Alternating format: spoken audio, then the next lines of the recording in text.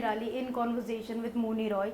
She's coming up with a film which is Yodha Rama, coming out in theatres on October 17th. Firstly, a warm welcome to you, Mouni. Thank you. How are you? I'm completely fine. How are you doing? Very well, It's thank been you. a while since we Yes.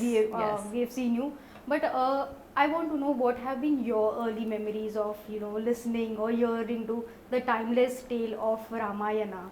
I think when I was a little girl, my grandmama used to narrate Ramayana and read Ramayana to me in Sanskrit, and then she used to translate it into Bengali. I have always been fascinated with mythological, historical stories, stories of gods and goddesses, whether it was Shiv Puran or Bhagavad Gita. So my introduction to Ramayana, this tale of Ram, Sita, Ravan, it was a early one, and so I was always fascinated with this world, with the characters, with the lessons it taught you, and the peace it brought to you. But when you were offered, a chance to voice Sita in Mahayodha Rama, what was the one thing that drew you towards it? Well, it was a no-brainer for me. I always loved the tale of Ramayana, and to play Sita Ma was in itself is such a blessing. Also, my best friends made this movie, so when they came to me, I was like, I'm doing it, nobody else is doing it. And talking about bringing the essence of Sita Ma is, I think there goes, I was always familiar with the world. I was always familiar with what she embodies and what she stands for.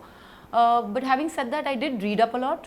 If I had any questions, I'd ask the writers. If, whether it's like actually sitting and having a conversation about the story, whether it was asking कि आज क्या scene dub करने वाले हैं. At that moment, what was her mindset? What was she going through, and what point in life was she in? So I think those things really helped. So when you go to dub a character like this, you're ready, because also it's an animated character.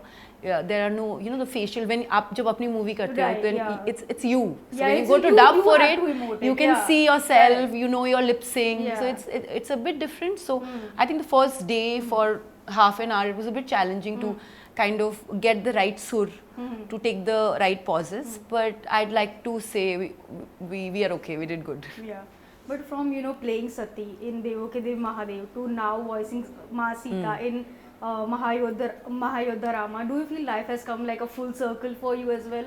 See, I truly believe there's nothing for it to be a full circle, because I think I have always somehow very connected to things with gods and goddesses and mystical, mythical creatures and fantasy fiction. Whether all my character names early on in my career have been goddess names. Krishna, Tulsi, Sati, Meera, Shivangi, Shivanya. So there have always been a connect to now. Even in Brahmastra, I was very close to the Brahmadev. It was very like a Mahadev connection with. So I think that kind of feel I've always been connected to these characters, and so when this came along, I was like, okay, this is going to be just another extension, just another blessing that God is blessing me with, and that's how I approached it. Yeah. And in the last, ever since films and TV have come into place, we have seen a lot of adaptations of Ramayana being made be it on big screen, on small screen. Which is the one adaptation of Ramayana that you feel has been the best made ever? And this one. I'm promoting this film. Yeah, this one, absolutely. I just feel, also because it's such a new take on Ramayana. It's like one of the first ones that you will go and see, where you'll feel very immersed in it. Like it's a very immersive experience. When you go watch it in 3D, you feel like you're there in that world. You're with them, with those characters, and voicing is not like such an easy job. This poster is right in front of me, so I'll talk about it. When there is like 10 heads, Dashavatar, Ravan ka Dashavatar, and Sita is talking, Gulshan sir has voiced it, because Ravan's every head is a different character, so you have to have like emoted very differently throughout. So there's been a lot of effort, and there's been a lot of work, hard work, and has been put into this, and I truly want, though it's a film for all age groups, Right. whether it's a kid, you and I, our parents, their parents, everybody can go and watch it. But I really want the kids and the Gen Zs the younger to go and generation watch to watch it, because I right. feel like we have so much in our own culture, so much heritage, so much history, so many stories and folklores, and we are constantly moving towards West, which is all right also. You need to be a world citizen, you need to know about the history of world, but at least get to know your own country and your own culture and be first. proud of it. Be right? proud of it. right? Yeah. But you know, in your journey so far, right, Yeah. you have embraced so many characters, different, like all distinct to each other. Yeah. But today, at this stage in your career, when you look back at the characters you have played, which is the one character that you feel that put you on a map as an actor? Lots. I think Naagin did wonders for me to begin with. It changed my life. Even in television, it changed my life in a biggish way. And then when Gold happened, it was like, okay, she can be cast in a film, because I had done television for 9 years before that. So Reema ma'am and Akshay sir, for them to have that faith that I'll be able to pull that off. It was very, very, personally it was, your first film is always going to be your first. So it's very like a baby to you, right? Yeah, it's very close to my heart. And then I think Brahmastra got me a lot of respect that I wanted for a very long time. And this year I've finished shooting for 2 films, and I'm starting a new show tomorrow, and then there's another film going starting in December. So touch wood. Next year, hopefully, everything will release, and you guys will get to see very different, like they're all very different characters. Distinct to each other, right? Yeah. I'm doing comedy for the first time outright with David Sir's film. Right. With And then Madhur Bhandarkar sir is, it's like grey, and let them announce and talk about it, then I'll talk about it. Yeah. Right. Like you mentioned, you got a lot of love for Brahmastra, your character. There have been talks regarding, Brahmastra Part 2. Is there any further development that you could share? Everything that is there is in Ayan's head. You have to take this question to him, to be honest. Honestly, I have no clue. Yeah. But how did sort of experience working in that film, because the film had a lot of talented star cast, right? Right from Amitabh Bachchan sir, Shah Rukh sir's cameo, Ranbir Alia, all the talented star cast. Which is the one thing that you sort of imbibed from them while working, with such diverse talent? See, every film that you do, every character that you play, every project that you go into, you kind of have to unlearn and go. That's one thing I've realized. You have to be your director's actor. He's the captain of the ship. So every project that I have done, I have taken something from it. And I want to continue. If to answer your question rightly, it challenged me.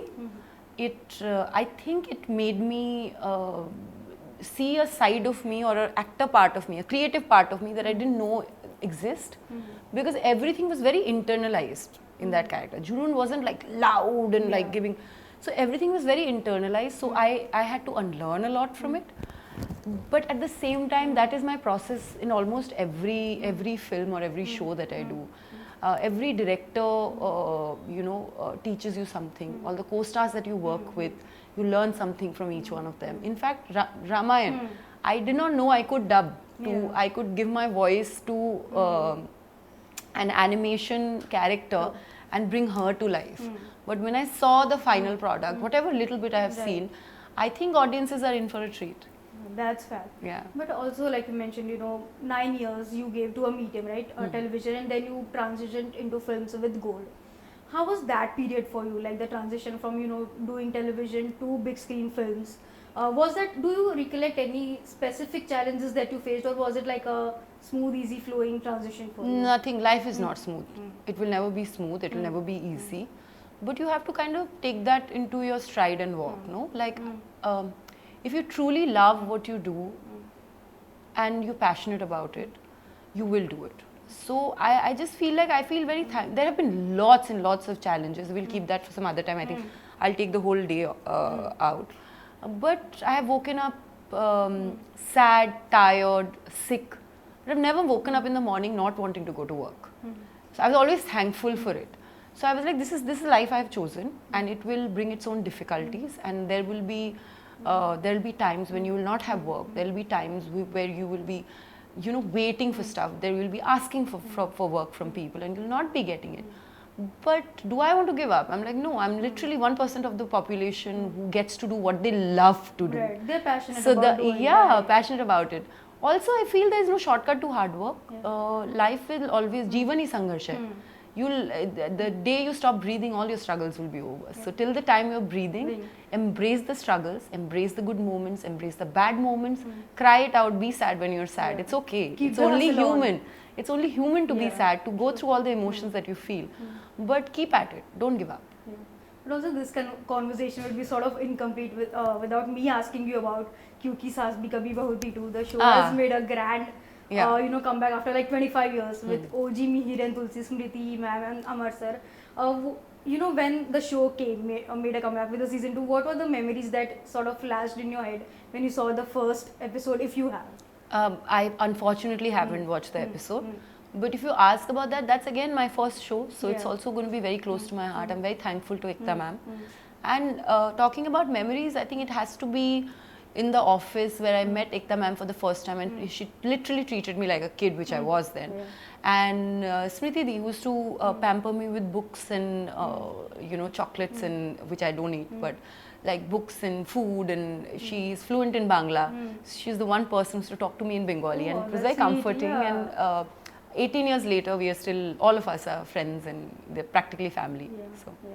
But also in the last decade also, we have seen the way, how female characters are written in films. Have you personally as an actor witnessed one significant change in the way women characters are written now compared to what was being written earlier? See, I feel like there was a phase, I'm not going to name the films or the time, where there were significant parts being written, but the ratio was much lesser than, like if you talk about the commercial cinema, it was, you can say objectifying it a little bit, or the object of romance or object of love. It was played like that, predominantly for the songs and the beauty, and they were glorified, but in a different way. But if you take our very old films, whether it's Satyajit Ray films or our 60s, 70s, 80s films, Mother India, women have always had a very, very strong part in our cinematic journey. Great parts have been written. You see all the legendary directors have written great part for women. And what has happened though right now, thankfully because of the OTT, there are lots of stories that are being written, because there is a lot of earlier it was only films and TV shows, which walked a certain path, and because it's also very consumer based. What was